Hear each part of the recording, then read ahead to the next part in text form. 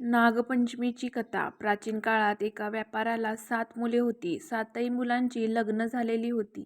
त्या व्यापाऱ्याच्या 6 सुनांना भाऊ होते, पण 7व्या सुनेला मात्र कुणी भाऊ नव्हता. त्याची ती लहान सून खूप हुशार आणि चारित्र्यवान होती. एके दिवशी घरातल्या मोठ्या सुनेने घर सारवण्यासाठी विशिष्ट मातीची मागणी केली. ती माती घेण्यासाठी सर्व सुना एकत्र फावडं खुरपं घेऊन निघाल्या. माती खोदण्यासाठी जंगलात गेल्या. तेवढ्यात तिकडून एक नाग जाताना त्यांना दिसला. मोठ्या सुनेनं लगेचच त्याला मारण्यासाठी खुरपे उचलले. तेवढ्यात लहान सुनेने तिला अडवले. त्या मूक प्राण्याला मारू नका, तो निष्पाप आहे असं तिने सांगितलं.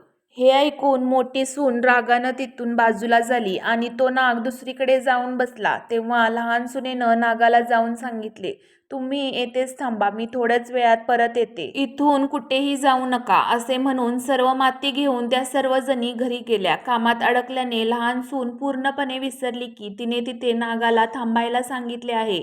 तिला ही गोष्ट दुसऱ्या दिवशी आठवली आणि ती तत्काळ त्या स्थानावरती पोचली जिथे तिने नागाला थांबायला सांगितले होते. नागदेव तिथेच बसलेले होते. नागाने रागाने तिला डसण्याचा प्रयत्न केला. ते बघून ती प्रणाम करून म्हणाली, बंधुराया, मला माफ करा. तेव्हा तो नाग तिला म्हणाला की तू मला बंधू म्हटले आहेस म्हणून मी तुला सोडून देतो, अन्यथा खोटं बोलल्यामुळे मी तुला डसलो असतो. तेव्हा तिने नागाची मनापासून क्षमा मागितली. तू बंधू म्हटल्यामुळे तू आजपासून माझी बहीण आणि मी तुझा भाऊ. माग तुला काय हवे आहे, असे नाग तिला म्हणाला. तेव्हा ती देखील आनंदानं हात जोडून म्हणाली, माझा देखील कुणी भाऊ नव्हता, तुम्ही माझे बंधू झालात याचा मला फार आनंद झाला. काही दिवसानंतर तो नाग मनुष्य रूपात तिच्या घरी गेला.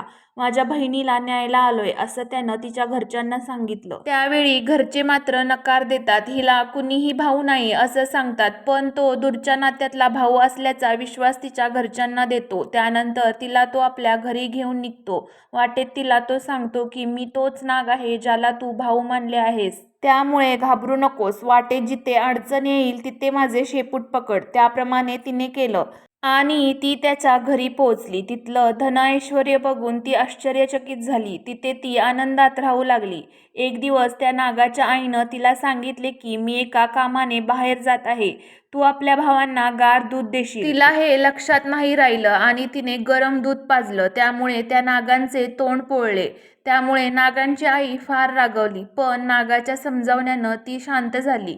तेव्हा नाग म्हणाला की बहिणीला आता तिच्या घरी पोहोचून द्यायला पाहिजे. त्यावेळी नागबंधू व त्याच्या वडिलांनी तिला भरपूर सोने, चांदी, हिरे, माणके, कपडे देऊन तिला तिच्या घरी पोहोचवले. तिची इतकी धनसंपत्ती बघून मोठ्या सुनेला राग आला. तिचा जळफळाट झाला. ती म्हणाली, तुझा भाऊ तर फार श्रीमंत आहे, तुला त्याच्याकडून अजून धन आणायला हवं. मोठ्या सुनेचं हे बोलणं ऐकून त्या नागानं सर्व सोन्याच्या वस्तू आणून दिला. त्या मोठ्या सुनेने झाडू सुद्धा सोन्याचा मागितला तर तोही आणून दिला. एकदा लहान सुनेला नागानं एक सुंदर हिरेमाणकांचा हार दिला, ज्याची कीर्ती तिथल्या राणीपर्यंत पोचली.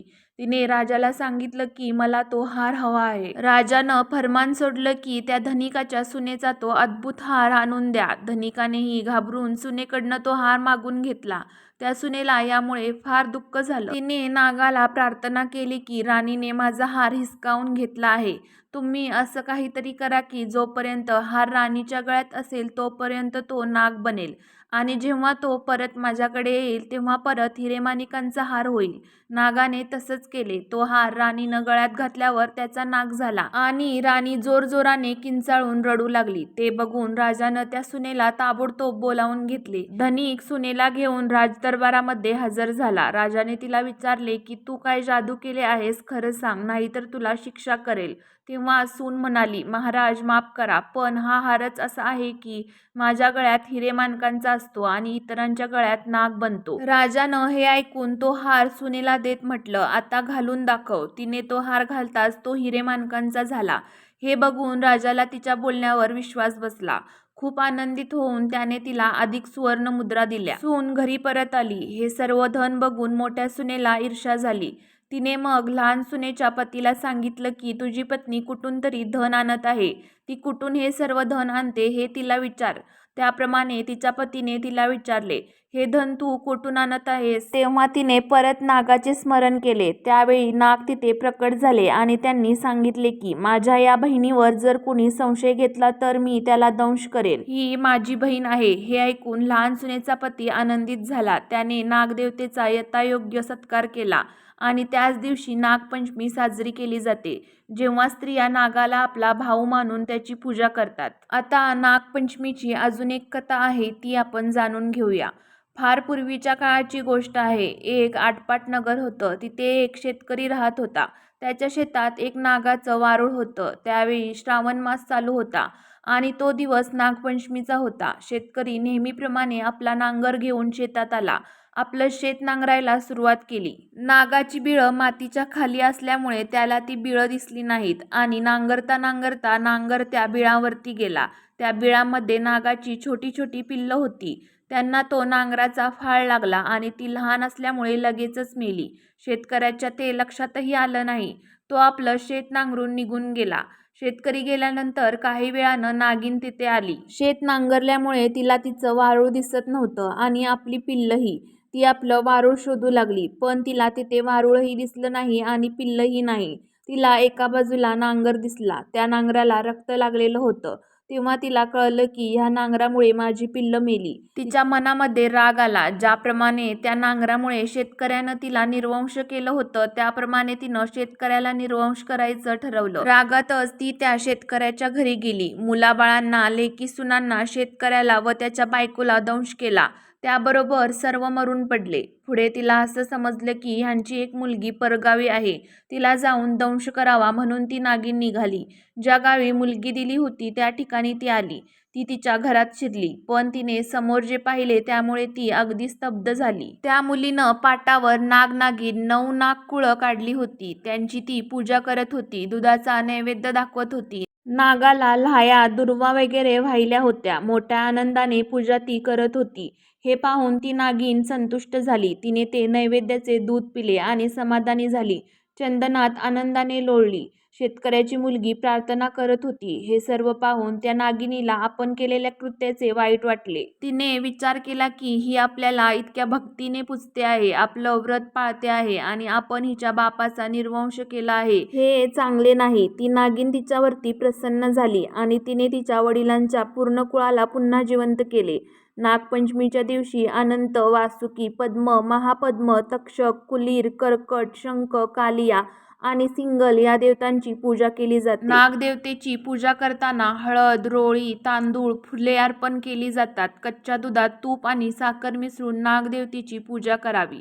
यानंतर नागदेवतेची आरती करून नागदेवतेचे मनाने ध्यान करावे. श्रावण महिन्यातील पहिला आणि महत्त्वाचा सण म्हणजे नागपंचमी.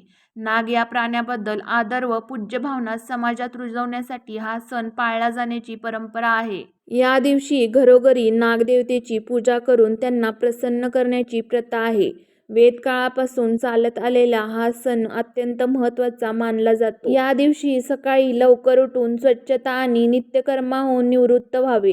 अंघोळ करून स्त्रियांनी नवीन वस्त्रे, अलंकार धारण करावे. पाटावरती हळद, चंदनाने नाग-नागिन आणि त्यांच्या पिल्लांची चित्रे काढावी. त्यांची पूजा करून त्यांना दूध, लाह्या, आघाडा, दुर्वा वाहून त्यांची पूजा करावी. नागदेवतांची पूजा करून त्यांना दूध, साखर, उकडीची पुरणाची दिंड करून महानैवेद्य दाखवावा. या सणाला विशेषतः गव्हाची खीर आणि चण्याची डाळ आणि गूळ यापासून बनवलेल्या उकडीची पुरणाची दिंड तयार केली जातात. नागपंचमीचे नियम. नागपंचमीच्या दिवशी काहीही चिरू नये, कापू नये, तळू नये, चुलीवर तवा ठेवू नये वगैरे संकेत पाळले जातात. तसेच या दिवशी जमीन खणू नये, शेतामध्ये नांगर चालवू नये असेही म्हटले जाते.